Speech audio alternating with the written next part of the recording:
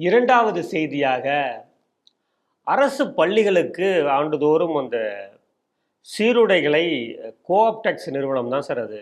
அவங்க ரெடி பண்ணி பள்ளிக் கல்வித்துறை மூலமாக வழங்கப்படுகிறது. இப்போ கோஆப்டெக்ஸ் நிறுவனம் ஒரு அறிக்கையை கொடுத்துருக்காங்க.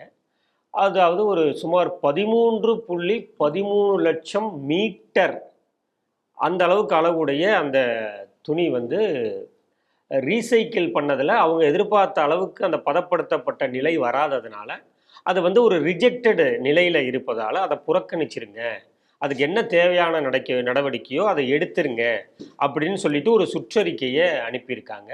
அதனுடைய மதிப்பு, சந்தை மதிப்பு சுமார் 13 கோடிக்கு மேலே இருக்கும் என்று சொல்லப்படுகிறது சார். இது குறித்து ஏற்கனவே பாஜகவை சேர்ந்தவர்கள்லாம் இது வந்து அதில் வந்து அந்த பாலிஸ்டருடைய அளவு அதிக அளவீதத்தில் இருக்குது அப்படிங்கிற மாதிரிய பதிவெல்லாம் கூட போட்டிருந்தது குறிப்பிடத்தகுந்தது. இந்த செய்தி எப்படி சார் பார்க்குறீங்க? பாஸ்கர், முந்தின கேள்விக்கான பதில் தான். அரசு பள்ளி மாணவர்களை இவர்கள் ஒரு மனிதர்களாகவே கருதவில்லைன்னு தான் நான் பார்க்குறேன். நீங்கள் இதே செய்திகள் சிந்தனைகளில் ஒரு பால்வாடியில் ஒரு குழந்தை யூரின் பாஸ் பண்ணதுக்காக ரோட்டை கிராஸ் பண்ணி போய் இறந்ததை நம்ம பார்த்துருக்கோம். உங்களுக்கு ஒரு கழிப்பறையை கட்டி கொடுக்க முடியல, அரசாங்கத்தில் பணம். இப்போ ஒரு மாணவனுடைய சுகாதாரம், ஆரோக்கியம்ங்கிறது பாலிஸ்டர் உடையில இல்லை என்று சொல்லப்படும். இதெல்லாம் நீங்கள் நல்ல பருத்தி ஆடை அணிய வேண்டும்.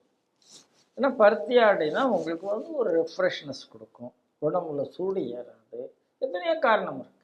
பருத்தி ஆடை கொடுக்கும். அப்போ அந்த பருத்தி ஆடை காஸ்ட்லியாக இருக்குது, அதில் ஏதாவது நான் இவ்வளவு மிக்ஸ் பண்ணலாம், இத்தனை % மிக்ஸ் பண்ணலாம் பாலிஸ்டர்னு ஆரம்பிக்கும் போதே முதல்ல நீங்கள் மாணவனுடைய உடல்நிலையை எங்கள் காவு வாங்குறீங்க. இப்போ நீங்கள் அதுக்கு வேற எப்படி மலிவு விலையில என்ன பண்ணலாம்னு ஆரம்பிக்கிறீங்க. ஏன் மலிவு விலையில பண்ணணும்னு எனக்கு அவசியம் இல்லை, நல்லா பண்ணுங்கிறாங்க. அரசாங்கம் செய்ய வேண்டியது நாங்கள் வந்து நல்லா பண்ணுறோம் அப்படின்னு காமிக்கிறதுக்கு தான் அரசாங்கம். நாங்கள் மலிவாக பண்ணுறோன்னு காமிக்கிறதுக்கு அரசாங்கம் இல்லை. அப்போ இவங்க என்ன பண்ணுறாங்க, அப்போ அதை ஒரு அடுத்த மிக்ஸ்டு வெரைட்டி எப்படி வரலாம் அப்படின்னு ஒரு முயற்சி பண்ணி பார்த்தோம். இன்னைக்கு 13 லட்சம் மீட்டர் வேஸ்ட் ப்ராடக்டாக போயிருக்கு. யார் இதுக்கு பொறுப்பு ஏற்றுக்கணும்? பள்ளி கல்வித்துறை ஏற்றுக்கணுமா, இல்லை கைத்தறித்துறை ஏற்றுக்கணுமா? யார் ஏற்றுக்கணும்? மகேஷ் பொய்யாமொழி ஏற்றுக்கணுமா, காந்திராஜன் ஏற்றுக்கணுமா, இல்லை இவங்களெல்லாம் கட்டி வைக்கிற டிப்டி சிஎம் ஏற்றுக்கணுமா? ஏன்னா சிஎம் நான் சொல்ல மாட்டேன், சிஎம் பாவமாக இருக்கார். அவருக்கு அமெரிக்கா போகிறதுக்கு, துபாய் போகிறதுக்கு அவருக்கு நேரம் தெரியாது. இப்போ யார் பார்க்குறாங்கிறது, யார் அடுத்தாப்புல பார்க்க போகிறதுங்கிறத நம்ம பார்த்துக்கிட்டே இருக்கோம். அவர் டிப்டி சிஎம்னு நான் சொன்னாலும் சொல்லிடலாம், தப்பு ஒன்றும் கிடையாதுன்னு நினைக்கிறேன்.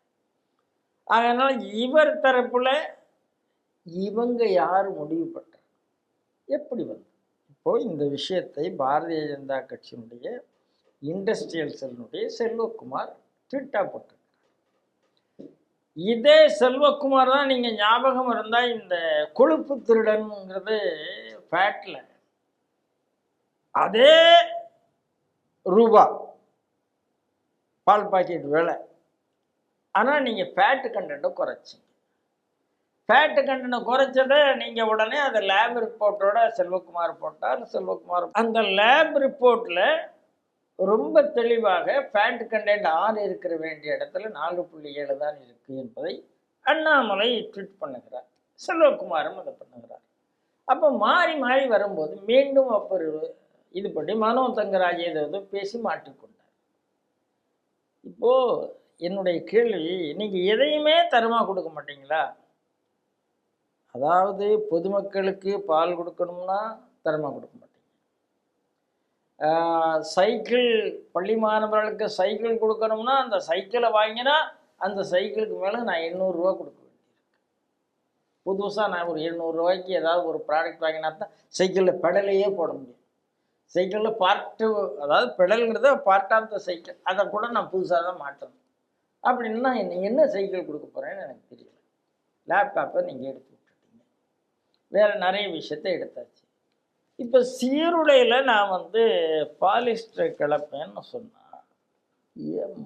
அதான் நான் மீண்டும் மீண்டும் சொல்கிறேன், காசு சம்பாதிக்கிறத தவிர மாணவர்கள் கேடு கெட்டு போனாங்க, அவங்க நல்லவர்களாக இருந்தாங்க, அவங்க கெட்டவர்களாக இருந்தாங்க, அவங்களுக்கு ஒழுக்க கல்வி இருந்தா என்ன, இல்லைன்னா என்ன, இல்லை ஃபார்மல் எஜுகேஷன் இருந்தா என்ன, இல்லைன்னா என்ன, அது எல்லாம் அவங்க மண்டையில் பெரியார் கருணாநிதி இதை மட்டும் மண்டையில் திணிச்சு உலகமே தெரியாமல் எதுவுமே தெரியாமல் முட்டாள் சமுதாயத்தை உருவாக்குவதற்காக நீங்கள் வந்திருக்கிறீர்களா? ஆரோக்கியமற்ற சமுதாயத்தை உருவாக்கி நாளைக்கு குழந்தைகள் ஆரோக்கியம் இல்லாத இருந்தால் யார் பொறுப்பு? உணவுகளில் இன்னைக்கு பிரச்சனை வந்து கொண்டு இருக்கிறது, எல்லா இடத்துலையும் பிரச்சனை. ஆகையினால மீண்டும் ஏற்கனவே போன கேள்விக்கு சொன்ன அதே பதில் தான் இங்கேயும் சொல்கிறேன்.